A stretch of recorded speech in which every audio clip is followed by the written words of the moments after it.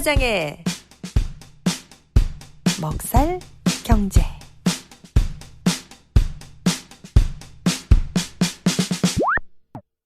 김 사장의 먹살 경제. 김 사장님, 오늘 전해주실 내용은 뭔가요? 미주동포들의 먹고 살기 위한 경제 이야기, 먹살 경제 시간입니다.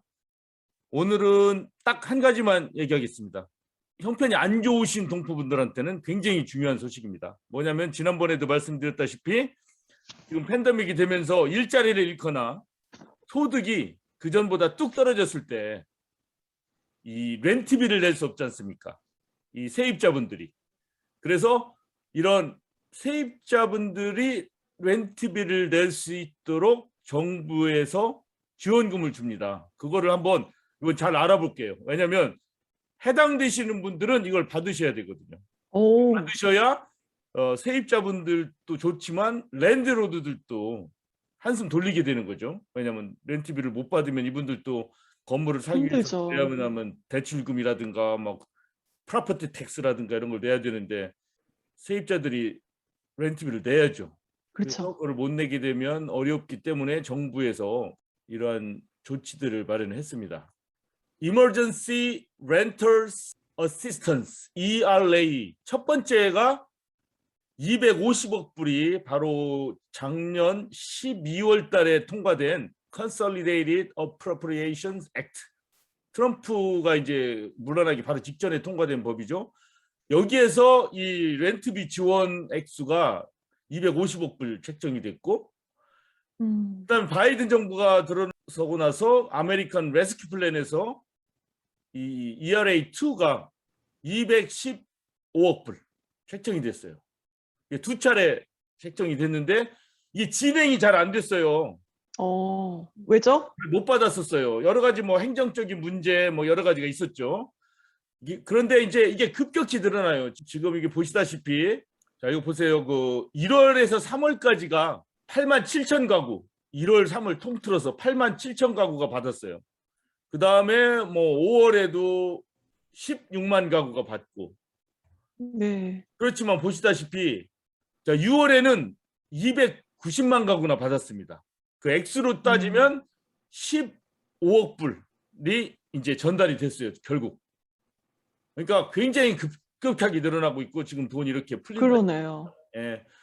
이거를 받으실 수 있는 분들은 지금 보면은 ERA 렌트비 지원금은 철저하게 현재로서는 어떻게 진행되냐면 카운티별로 가요. 왜냐하면 CDC 질병관리본부에서 이거를 돈을 나눠주는 겁니다. 질병 예방 차원에서, 질병을 관리하는 차원에서.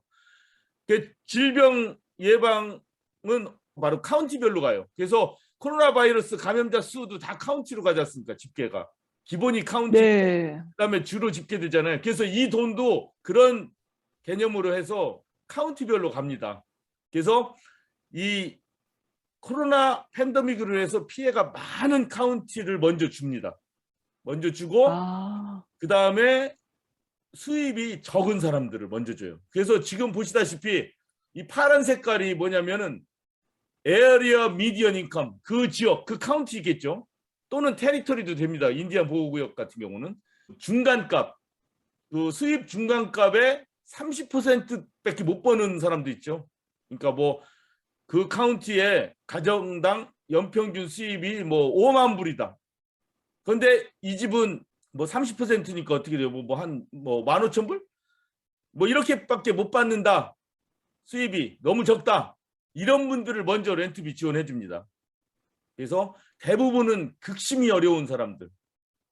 그다음에 그 지역의 중간값, 연평균 중간값의 한 30 내지 50% 받는 사람들이 그다음 이렇게 한 19% 받고 나머지 한 50%에서 80% 정도 되는 분들이 한 10% 정도 받고 그래요. 그래서 그 지역의 평균 수입 중간값의 80% 이하 되는 사람들이 받을 수 있는 거예요.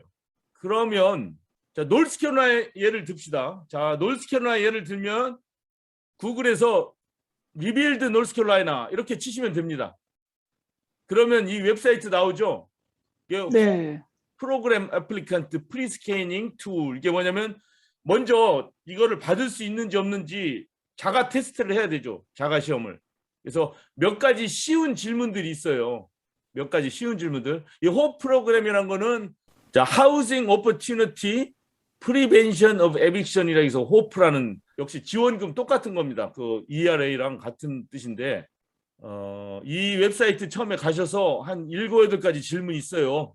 2020년 4월 1일 이후로 혹시 렌트비를 못 낸 경우가 있느냐? 그러면 뭐 yes, 못 냈다. 그 다음에 코비드 19을 인해서 직장을 잃었거나 뭐 수입이 격감됐느냐? yes. 뭐 이렇게 하고 나면은 자격이 되는지 안 되는지 나타나요. 그래서 자격이 되게 되면 그 애플리케이션, 그 폼이 나옵니다. 그래서 거기에서 인적 사항이라든가 뭐 소셜키 넘버 이런 모든 것들을 해서 그 신청서를 내면 합격이 되면은 이 렌트비 지원금이 나와요. 그래서 저희 이 인근 지역에도 지금 이거를 받는 사람들이 한 7월 말부터 많아졌습니다.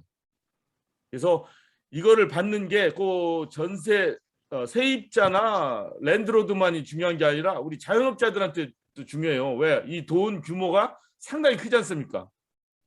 그래서 이 돈들이 돌아야 또 지역 경제가 활성화되거든요. 그래서 이게 중요한 거예요. 우리 동포사회에. 그러면 그 노스캐롤라이나 같은 경우는 모든 카운티가 다 받는 게 아니고 100개 카운티거든요. 노스캐롤라이나 같은 경우. 네, 그런데 이 코비드 팬데믹으로 인해서 피해를 많이 받았다고 여겨지는 카운티가 88개예요. 그러니까 아시다시피 뭐 샬롯 대도시, 뭐 그린스보로 대도시, 더람 랄리 대도시, 페이필, 윌밍턴, 애쉬빌 이런 대도시 지역을 제외한 나머지 88개 카운티는 다 해당이 됩니다.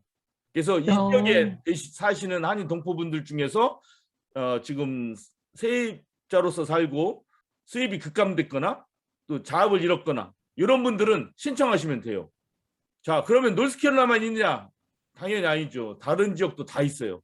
이런 식으로 찾으시면 돼요. 예를 들어 사우스캐롤라이나도 저렇게 찾으면 돼요. Renters Assistant 프로그램, 뭐 여러 가지 단어를 치시면 됩니다. 뭐 Emergency Renters Assistance 이렇게 치셔도 되고, 그 다음에 그 주 아리조나면 아리조나, 사우스캐롤라이나 같은 경우는 웹사이트가 이렇게 됐어요. 다 똑같은 내용인데 뭐 생긴 것만 달랐죠. 마찬가지입니다. 여기도 자격 요건 있는지 스스로 테스트하고 맞으면 거기에 신청서를 작성해서 내시면 돼요. 그래서 이거는 미국 전역에 다 해당되는 거니까 요게 뭐 아주 중요한 것 같아서 오늘 요거 말씀드려서, 또 자세한 내용은 저한테 문의하시거나 또 회계사분들이라든가 카운티, 스테이트에 직접 한번 전화하시면 다 상세하게 안내해 드리니까. 모르겠어요. 저 우리 한인 동포분들 꽤 많이 어렵게 사시는 분들 꽤 많거든요, 사실. 예, 그런 분들이 뭐 이렇게 막 나와서 얘기를 안 해서 우리가 없는 것처럼 보이지만 꽤 많이 있습니다, 지금. 예, 그런 분들한테 이게 도움이 됐으면 좋겠습니다. 자, 이상 238화 먹살경제 이렇게 간단하게 마치도록 하겠습니다. 네, 잘 들었습니다, 김 사장님.